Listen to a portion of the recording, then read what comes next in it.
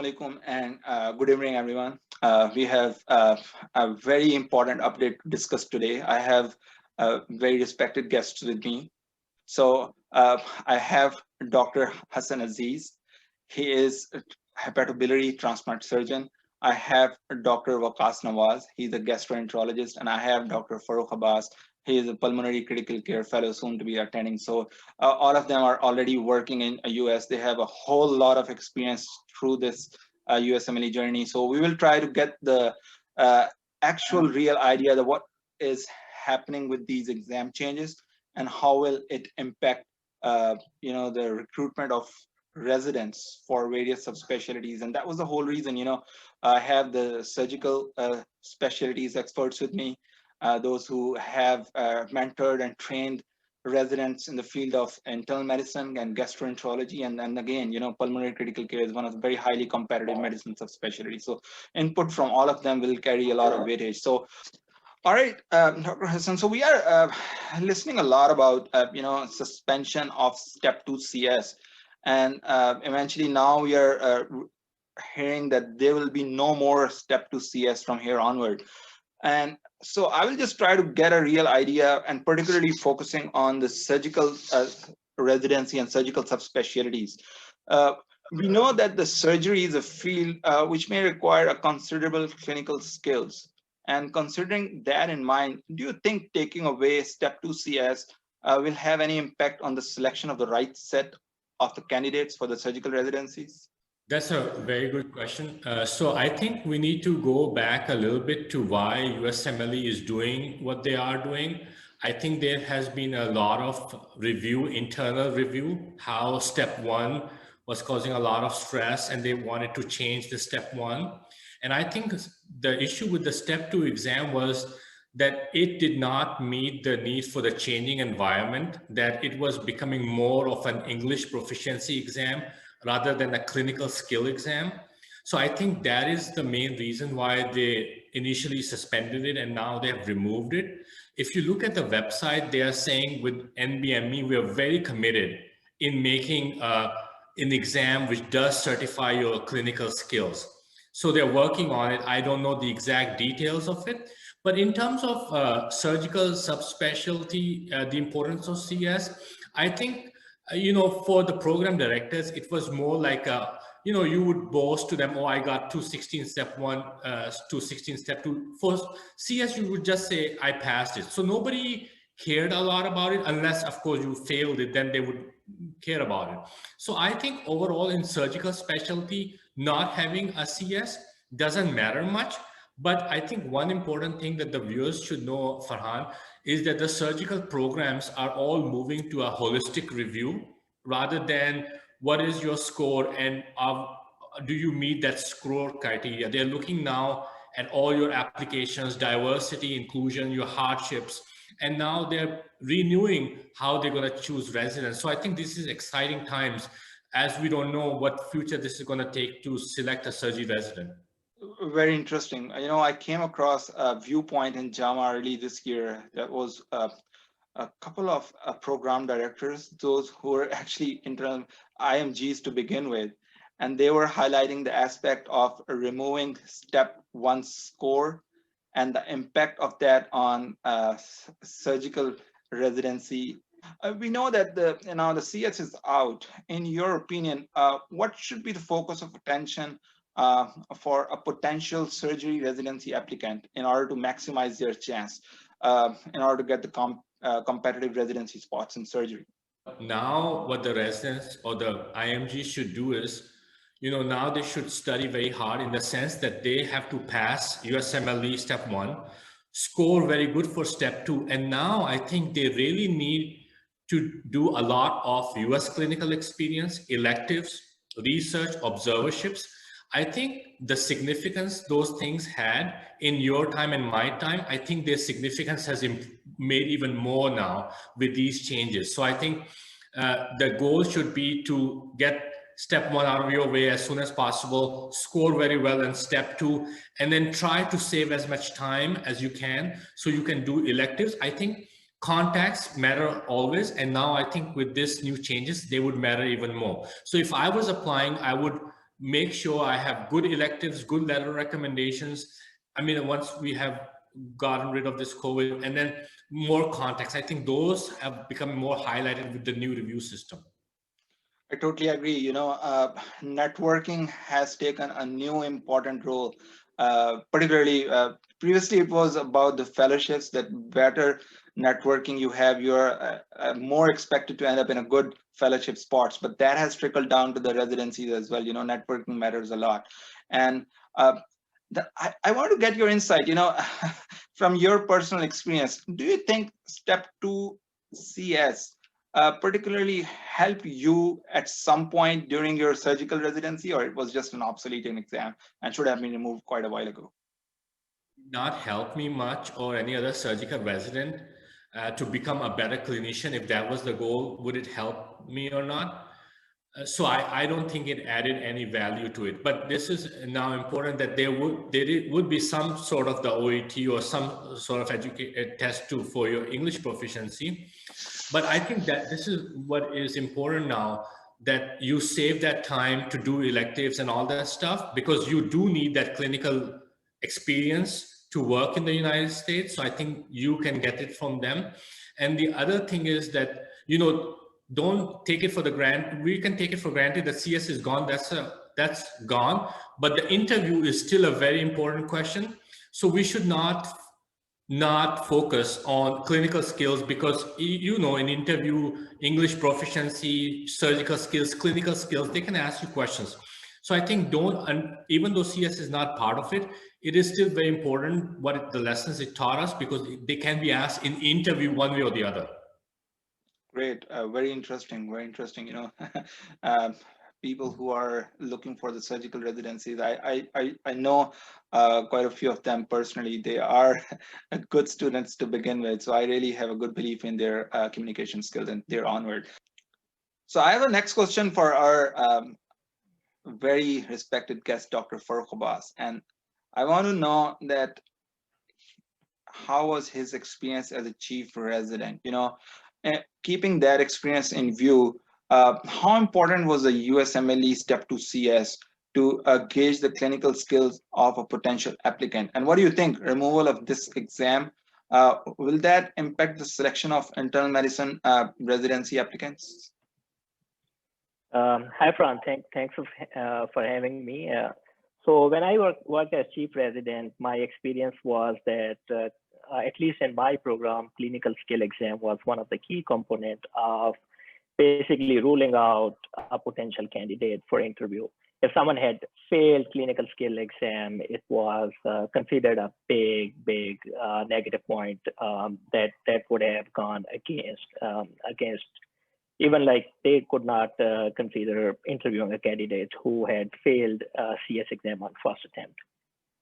However, I feel like now that the CS exam is not there, I personally don't feel like CS exam. I agree with Dr. Hassan that CS exam added much in terms of preparing people for starting residency, but it is one of the essential components that is looked in your application. So because the candidates was looked as a holistic candidate, they're looked at, they're trying to find a balanced candidate. So they will still be looking for that clinical component in other parts of your application. And I think the clinical components they can look at in other part of application can be included in the medical school transcript, number one, that your core clinical rotation during medical school, if your transcript specifically mentions your clinical skills and performance during your medical school electives, your medical school clinical rotation, final evaluation, that will be helpful. The second part will be your US hands-on clinical experience, not just observership, hands-on clinical experience, and then specifically mention of the components of CS exam, like data gathering, notes writing, communication skills, interpersonal skills, and English proficiency. So if your letter of recommendation does have like a separate paragraph that basically covers all those areas, that will be, I feel like it will be a big positive. Having extra US clinical experience will be positive.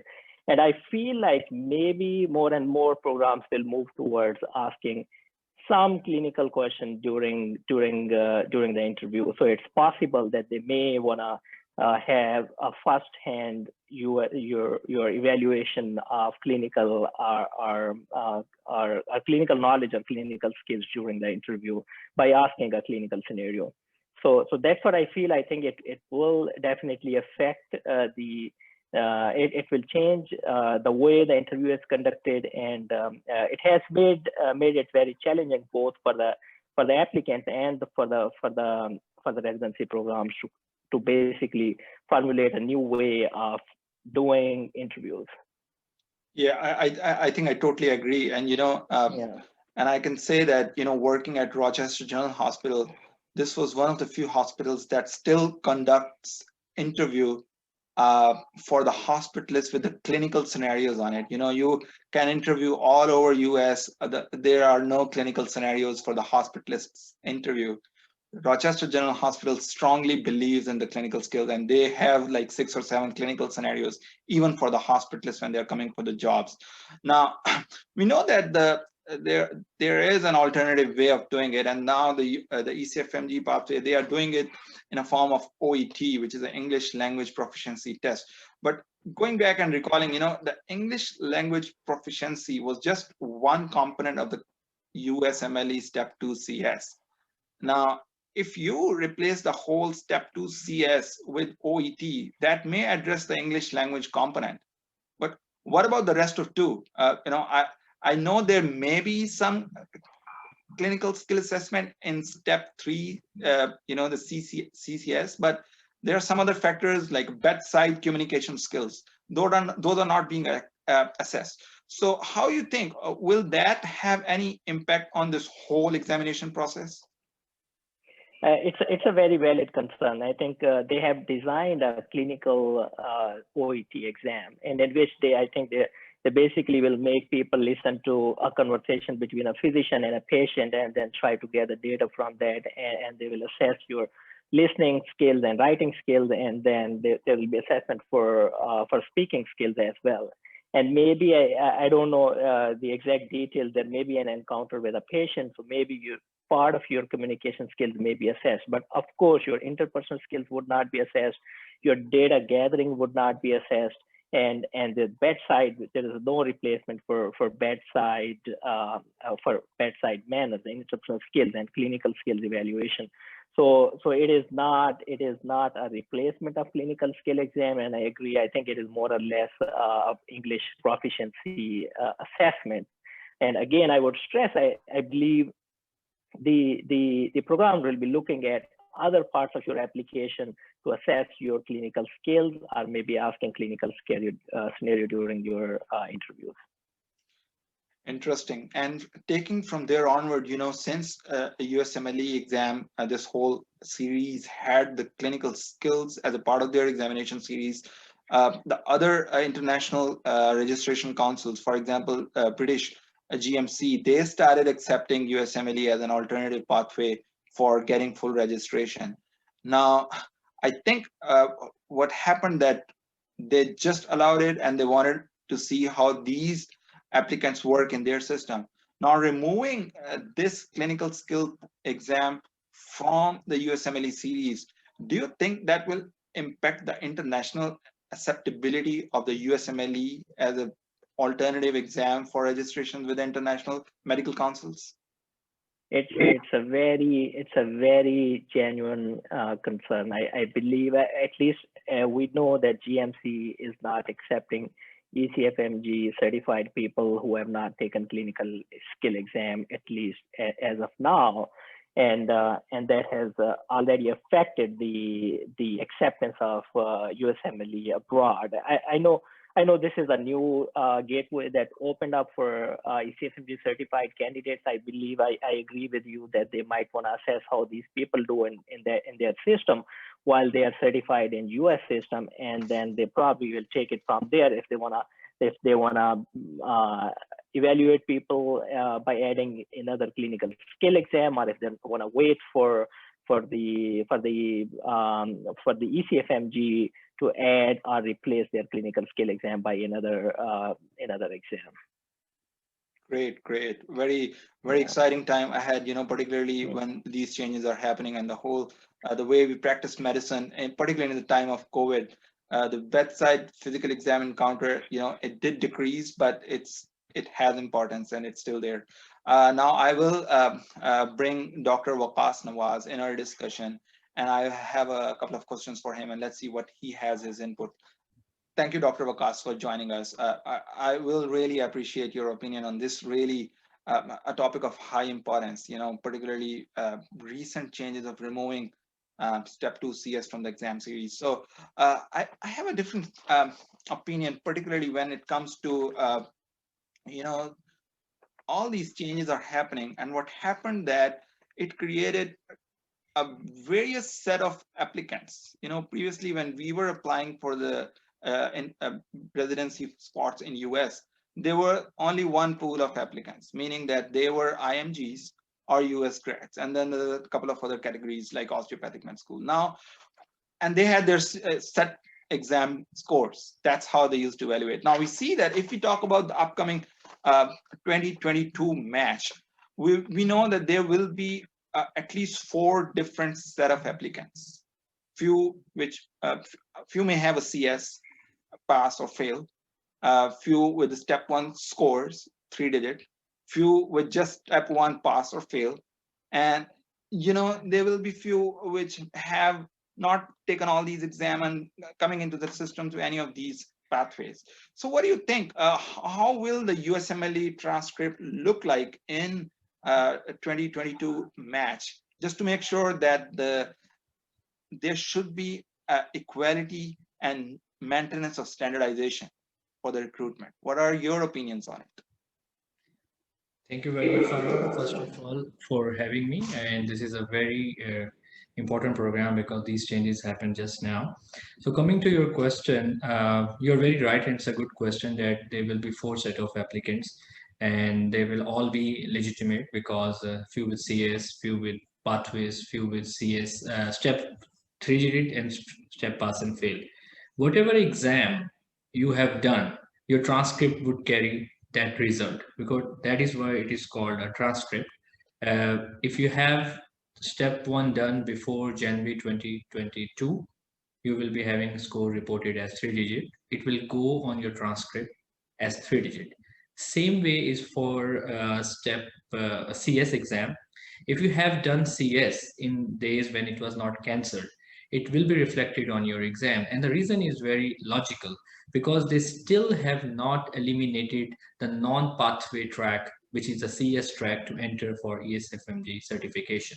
Even this year, 14,000 out of 19,000 who applied residency, 5,000 were through the pathways and 14,000 were through the CS system. I'm sure next year the numbers will change, more people will go through pathways, but still there will be thousands of people with CS. So if you have done CS and you're entering on the basis of CS, it will be reflected on transcript. So, and the third thing you asked about step 1 exam being reflected, it will be reflected the way it is written on your score report. So, and then it will be up to the psychology of that program director, how he would interpret, because I was in communication with few, and even they know that the CS has lost its importance and many people are coming through the pathways who do not have CS. They said they might be looking for the candidates who have done CS. And so I'm sure it's going to create some kind of psychological bias. Yeah, I totally agree. I was following various, social media and Twitter discussions, and I see a complete split. Those program directors who had their training in US, they may not believe in step 1 that much, and they're kind of appreciating this thing of removing the scores. And I can see that there's a reason behind that, because IMGs, they score really good in step 1. And there are a couple of program directors, particularly from the surgical subspecialties, who they published their viewpoints in JAMA, stating that they were using step 1 scores as a real indicator that how strong is an IMG applicant, and they really shared their concerns. So I think there's a split view on it, even among the program directors. So it will be an exciting time to see how the things will go. Now, we know that with all these changes, ECFMG has defined 5 different pathways. And the day they emailed about cancellation and suspension and removal of step 2 CS, the right next day, we're talking about a pathway 6. Now, looking at all these current 5 USMLE pathways, or just to make it simplified, ECFMG certification pathways, what do you think? What are the deficiencies in these current pathways? Because I saw there was a big pool of applicants who, they were not able to make it to the match application just due to these pathways and associated restrictions. So this pathway has been very confusing to begin with, because it is like reading a legal paper. And when we talk about pathways, we talk about pathway 1 and 2 mostly, because they are relevant to the IMGs. 3, 4, 5 are not for IMGs. And now they're introducing a 6th one. The biggest flaw in this pathway, let's say pathway 1. So pathway 1, they basically say that you have to have a license where initially they said unsupervised permanent license after 2015. Even it is currently expired, you should have it retained after 2015. And then they modified it later on that it can be even provisional. But at the same time, in the second line, they said that it can be provisional and can be supervised, but only for the postgraduate training. So these terminology created a lot of issues. The real thing, first of all, why after 2015? So the negative side or the deficiency in this pathway, how they come up with this date 2015? Why not a person who have had a license up till 2014 or 2013? Why he's not capable, and why people after 2015 are capable? They don't have any logical reason to explain this. Number 2, the pathway 2, they said that people who have done OET exam after the date January 2018. Initially, they said July 2018, and then they said 2018, January 2018. They don't have any logic behind it. Because they want to assess our clinical skill, our applicants' clinical skills. So if a person has done graduation from a medical school of Pakistan in 2017, has gone through the same set of OSCE exam, how they will come up with this decision that his clinical skills are less as compared to a person who's a graduate of 2019 or 18. So this is a flaw. And I think their logic might be the reason that if someone has been a graduate of 2016, by now he should have done the CS exam. But CS exam has a lot of non USMLE related factors, and one of them being visa. So these are major flaws, and I don't know about the pathway 6, but I'm assuming it will be extension of similar pathways, or it may be something related to US clinical experience, like certain number of letters from the mentors in America. It can be certain duration of US clinical experience they would ask for. Very interesting, because when we were applying for residency spots in US, at that point, at least 3 months of US clinical experience was kind of considered a cutoff to be a good, strong applicant. Now, maybe they have some sort of ambiguous cutoffs for US clinical experience, kind of unestablished, hidden background cutoffs. Anyway, so very interesting. You brought in the point of visa, and we know that, and it may have some sort of a political background in it. We know that USMLE Step 2 CS was one of the major reasons which international medical graduates used to establish to apply for a visitor visa to the US and then come to US for the first time. Now, removing this CS, that means that applicants will have to rely on Step 3. And that means they may have a very short time in between passing the Step 3 and applying for the residency match. So what do you think? How will that impact the international medical graduates, and what other alternatives they have now? This is a very good question, Farrukh. On different forums, I have seen people celebrating that CS has been terminated or discontinued forever. In my personal view, there is a from cone side also, there is a downside of this cancellation, and that is visa. You and me 8 years ago, we all came and our first visa was B1, B2 based upon a clinical skill exam. I still remember when I went for visa interview, I was also having some rotations in a hospital, and I actually asked for the visa on the basis of both CS and rotation, and they actually denied me. And they said, you go back, you cancel your rotations, you show us the cancellation letter, and then come back without any new application, and we will then give you the visa. So they basically put me on hold. So why I'm bringing this today, this is, some people think that they may get easily visas on the basis of electives and observerships. Observerships, forget about it. They don't issue B1, B2 based upon observership. Electives, yes, you can get elective based visa, but in COVID, how would you get electives to begin with? I know Hassan Aziz mentioned a very important point that US clinical experience will be very important and more needed than before. But again, COVID is still around. I don't see hospitals. I get so many emails and messages from applicant that if any rotation is available, and unfortunately there is none. So visa will be a big problem. So now coming to your question, the only way for visa would be step 3, because that is only a US based exam. But again, I wrote that review a few days ago that FSMB has not changed their condition for step 3.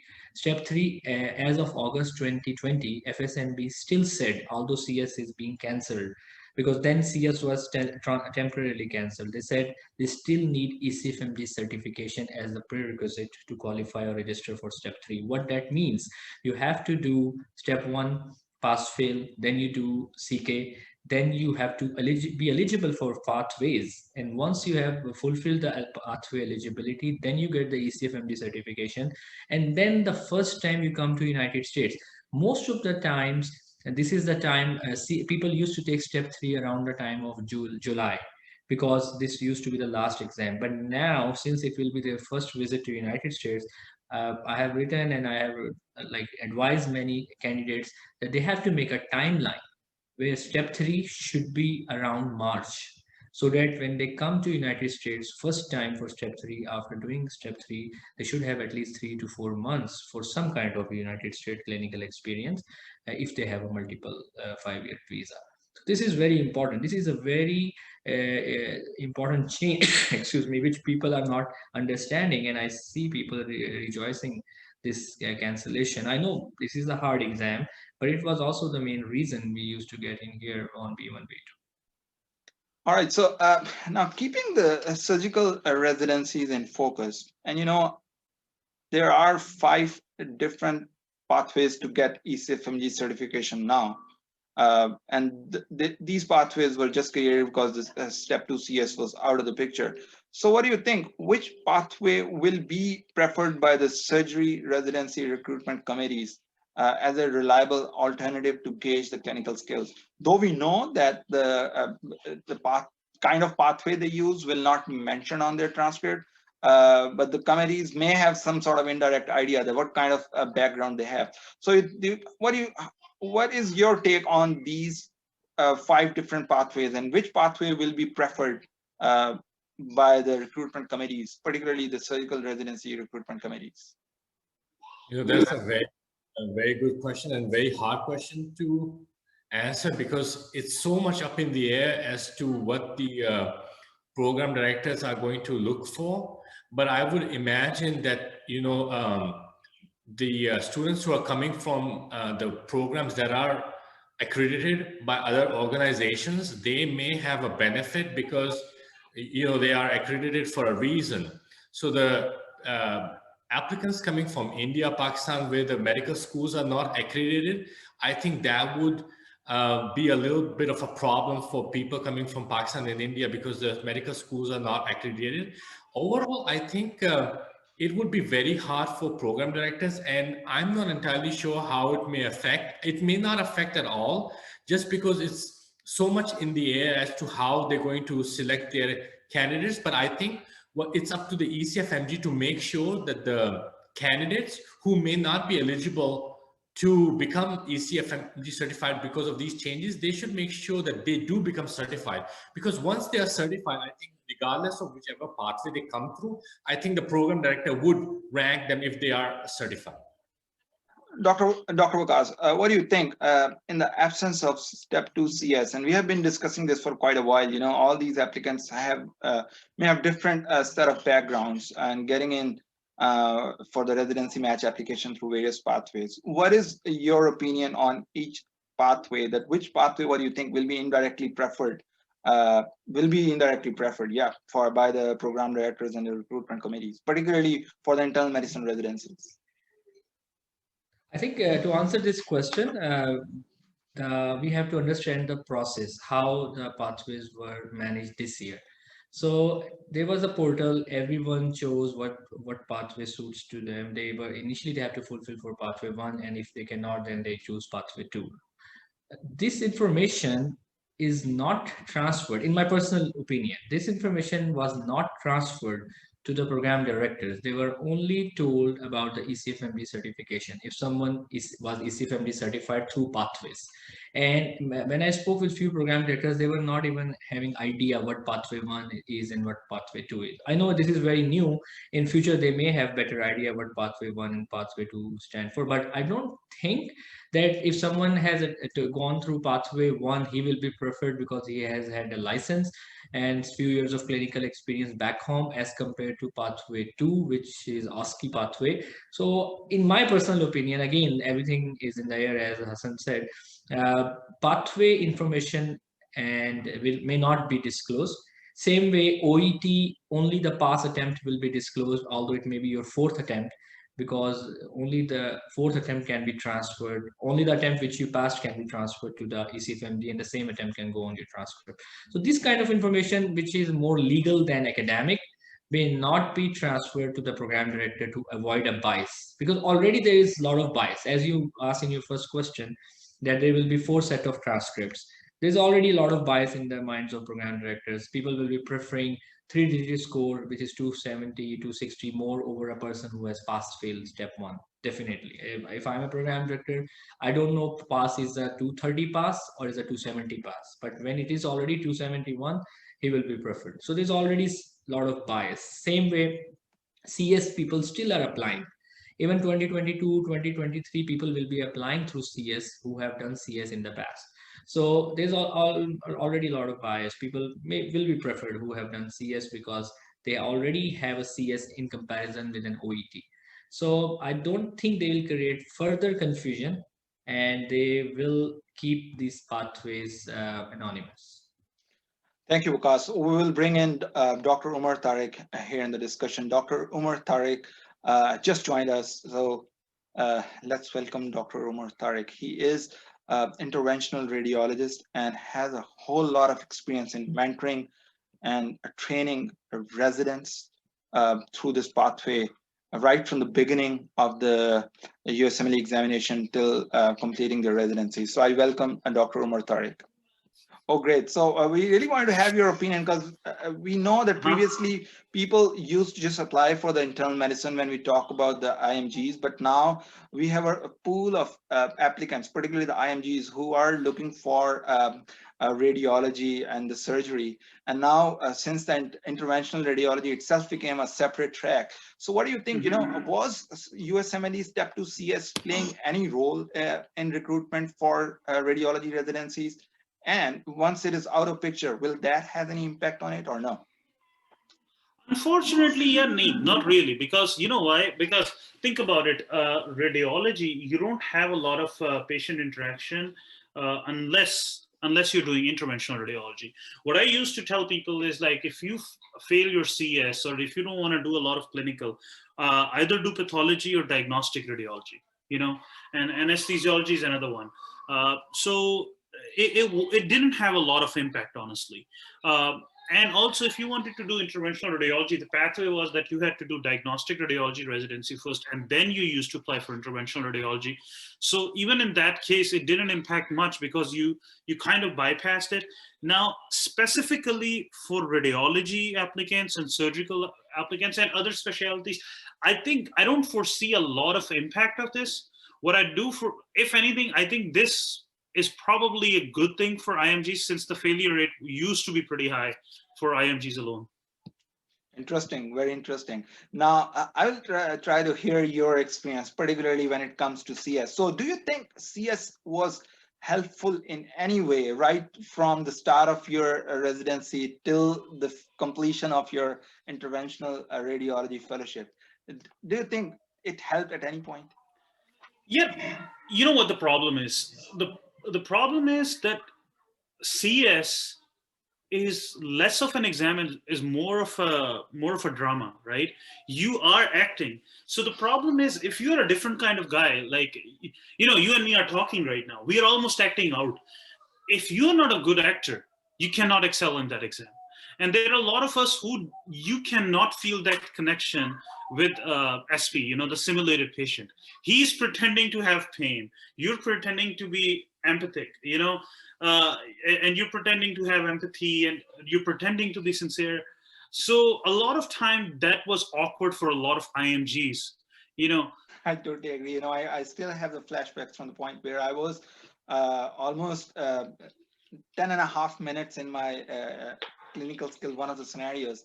And that patient had, they were portraying it as a depression patient. So patient used to take 2 deep breaths and wait for like 30 seconds and then reply my question, and I don't know what was happening, but it was not clinical. It was no way clinical. It was Yeah, just it was like yeah. an acting. It was like a drama, right? You're Yeah. like, okay, 1, 2, take 1, take 2. So it's not real. And the problem is, how did that help me become a better doctor? Unfortunately, it did not. Yes, it did teach me some mannerisms, but the problem is, I think that exam in itself had a lot of flaws. There are a lot of successful people who have failed that exam 1 or 2 times, and they ended up becoming very successful uh, physicians in whatever specialty or capacity they are. So it means that that exam didn't really measure their capabilities properly. And if anything, I think that hindered their success a lot more.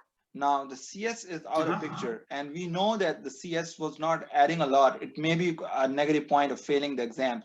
What do you think? What should be the prime focus of the potential interventional radiology or radiology applicants? Because they will not be here in US just because previously they used to apply the US visa based on the CS. Now they will be outside US. What will be your suggestion or advice to all these future radiology applicants, that how should they build up their resume to be a competitive applicant?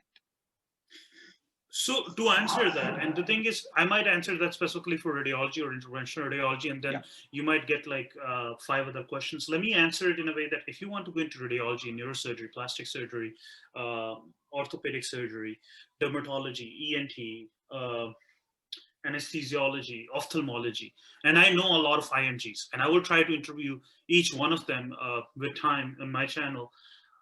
For any of these specialties, if you want to go into a super special, a very difficult residency, and I'm not talking about fellowship after internal medicine, I'm talking residency that is extremely challenging, extremely tough to get into. The number one thing that helps you the most is research. The research alone, and I don't foresee, if any junior is talking to me and saying, Umar bhai, I'm applying for radiology residency from Pakistan, and I passed my step 1 and I got very good scores in step 2 CK and step 3. I don't foresee any of them getting radiology or dermatology or anesthesiology, any of these specialties. They need to have at least 2 years of research to get into these specialties. And now talking specifically about radiology. See, the thing is, radiology had its ups and downs. Sometime in late 90s, radiology became less competitive. And the same thing happened sometime in early 2011 to 2013, 14. There was relative stuff. And that's how a lot of IMGs like me were able to get into it. Not saying that, we weren't good enough, but, that's how a lot of influx happened. Last year, interventional radiology was the most competitive specialty to get into. Diagnostic radiology was also pretty much up there. So at this point, it is as challenging to get into neurosurgery, dermatology, as it is in radiology. So it is pretty tough. So what I'm trying to say to all the people who want to get into interventional radiology or radiology is you need to have very good, at least a couple of years of research. And why do I say a couple of years of research? The time doesn't matter. What you accomplish in that time matters. If you do research in diagnostic or interventional radiologist as a second or third year medical student sitting in Pakistan and publish 1 or 2 or 3 papers, have at least 3 or 4 abstracts, few presentations. That's all you need. You don't need separate dedicated time. But if you didn't do that and now you're graduated and you did your USMLEs and you want to go into a very competitive specialty, you need to dedicate 2 years of time. And again, the reason I say 2 years, because you won't be able to get anything meaningful in just 1 year. That's great insight. I think with all these upcoming changes in USMLE, particularly the removal and suspension of step 2 CS, I think the applicants for various residency spots should start focusing on the research aspect, particularly start working on meta-analysis right from the third year. I think in future, what I foresee is step 2 CK becoming the dominant force. So step 2 CK, its score, and I've said it in my previous videos as well, I foresee step 2 CK becoming the Babar Azam of the entire USMLEs. The entire, everything will be dependent on the score of step 2 CK, because step 3, a lot of people will be taking it during residency, Americans won't be taking it. Step 1 is only pass and fail. So the only real comparison that you can use is a step 2 CK. So try to score as high as you can in step 2 CK. Also, I also want to add, you want to plan and strategically and smartly. Another thing I foresee is like, don't stop spending years on step 1. Now it's only pass and fail. 200 and 270 is equal. So what you should try to do is pass your step 1, don't fail it, but don't try to get a 260, 270. Even if you get a 220, good enough. Just pass it, get it out of the way, and then focus all your time and energy on step 2 CK. Once you get a good enough score on step 2 CK, that will have you very high ranks in the specialties. And I'm sorry, I don't know if that was addressed already. I just joined you guys. And those applicants, we were talking about this, that those applicants who are preparing for step 1 for quite a while, this is the time, if they really want to score high, just take the exam right now. But if they are not that smart and taking time, it's rather good to wait for a few months and then take it. Exactly. Because if you know that you are, I believe that applicants who are taking all these exams, they know what kind of applicants they are. Are they 231 or like 240s, or they are 250 to 70? They know what they are. And if you know that you are kind of 230s kind of person, I would suggest that rather be more cautious than adventurous. I mean, you can aim for these 270s, but you can go anyway, you can take other exams. So closing remarks from Dr. Farrukh Abbas. What do you think overall, how you summarize this thing? And I will have your last comment on it. Yeah, I think we already talked about in detail. The only other comment I will add is the candidates who are interviewing, just make sure you do a good preparation for interview, because virtual interview is not the same as an in-person interview. There are many positives. There are other areas that needs to be covered, like having good internet connection, having a good face view, and make sure you present yourself better than what your CV looks like. So I believe there are still the same number of positions, residency positions. So you have still very strong chance of matching. Just give your best. Great. Dr. Hassan, Aziz, what do you think? Summarizing all these changes, like removal of step 2 CS and removing 3-digit score from step 1, how will that eventually impact the surgical applicants, particularly the IMGs? Yeah, the step 1, I think the pass-fail is definitely going to affect the IMGs in a bad way, because we know we score well in step 1. Step 2 CS, I think, would give us more time now. I think now the planning has to be a little different. Score very well for step 2 CK, get step 1 out of the way, try to do as much research you can, because now with the holistic review, we will find out what the programs are looking for. They may find you that you fulfill their policy or inclusion, diversity, they may want you. So, but now I think the focus is a little bit more just the exams. It is becoming more and more broad. So I think that's my instructions, that done with the exam, and then try to see with the pandemic and all that, try to see if you can get US clinical exam. Important, I think the electives and the clinical experience is becoming more and more important now. Great, interesting. Dr. Nawaz, I believe you were loaded with all these questions round the clock, 24/7. I was just scrolling through your profile before this interview, and I saw that you were getting questions from across the globe, even at 2 a.m., 3 a.m. in the morning, Dr. Nawaz, what we should do. So what was the most common questions, what were those questions that you receive, and your closing remarks on these? The questions were the same, which you put very intelligently. You brought up all those questions. Uh, which pathway they qualify? They were asking. They were sharing their profiles and asking their pathway, and they were asking if the transcript will show the results or pass or fail. And so these were the kind of questions, and they were very confused. My summary of this program would be 4 points, very briefly. Step 3 and step 1 has mutually exchanged. What used to be the importance of step 3, like pass and fail, it has shifted to step 1. And what used to be the importance of scores of step 1 will move to step 3, because step 3 will be the only objective way for a program to assess the clinical skill, because it's a clinical skill based exam. So step 3 will not be pass fail anymore. You have to really work hard for this. It's no more a visa exam. It's now a matching exam. Number 2, very important, as I mentioned, timeline. You have to now plan your step 3, not in July, not in June. You have to plan in February, because that will be the first time you will be issued an American visa. And then you have to have 4 months of US clinical experience. Third and last thing, but not least, I cannot emphasize more on backups than now, because this has been a rough year for IMGs. Coming year is going to be rough as well, based upon the changes we have been talking about. You cannot escape house job. Period. You have to do a house job, because that gives you pathway 1. Number 1, I know now the changes have been made, but these changes can be cancelled at any time.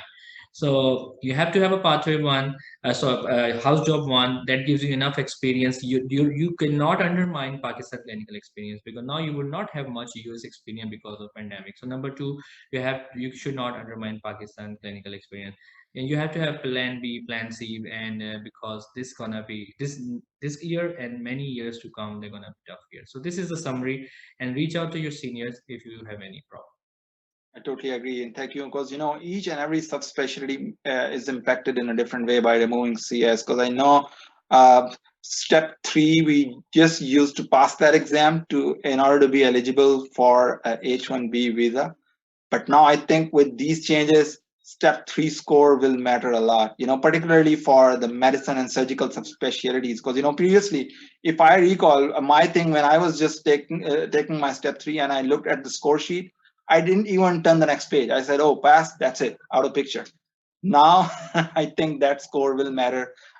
People, particularly the surgical and internal medicine residencies, where that's another parameter to look into. Coming back to Dr. Umar Tariq and getting the closing remarks, what are your closing remarks on these ongoing changes in USMLE exam system, and what was the most common questions that you received after all these changes? No, I think you guys summarized it pretty well, and I agree with pretty much everything that all of you said. I will say that if you are an IMG and you're looking to go into match, I think the way I will plan is take the step 1 ASAP, preferably within final year or even before that if you can. Get it out of the way. Don't waste years on it. Try to do it in 3 to 4 months. Then prepare really, really, really well for step 2 CK. While you have, as soon as you're done for your step 2 CK, apply for step 3. Try to take your step 3 within a couple of months, preferably a month of taking step 2 CK. Try to do all that, get the visa, come take the exam, get it out of the way. And then if you want to go into, not saying that there are easier specialty, but relatively less competitive specialties like pediatrics, medicine, psychiatry, then you can apply with the electives of US clinical experience. But if you want to go into more competitive specialties, you need to do research.